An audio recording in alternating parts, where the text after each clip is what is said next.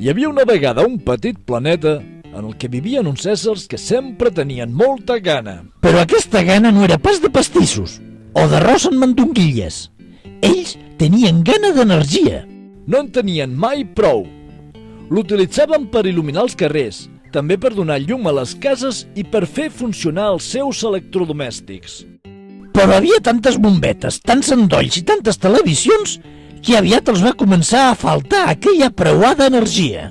Es van quedar molt amoïnats, fins que un d'ells va dir: «Amics, he après com treure molta energia dels àtoms». Visca! Li van posar el nom d'energia nuclear. I au, van omplir tot el planeta de centrals nuclears com si fossin bolets.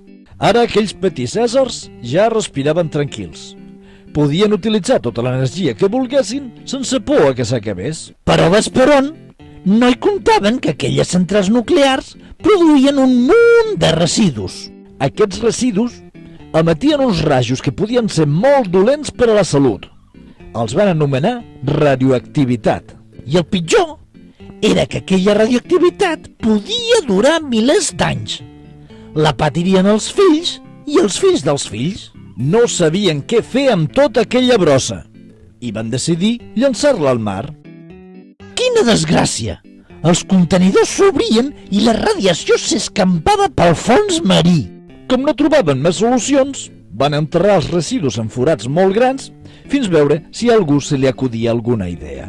Però passaven els anys i no hi havia qui trobés la solució per a la brossa radioactiva. Jo no en sé gaire, només sóc una marieta, però potser la solució més lògica per eliminar els residus és no produir-los. Utilitza l'energia d'una forma responsable. No necessites tanta electra, pensa-t'ho bé. Si fas tant de gasto, ens ofegarem.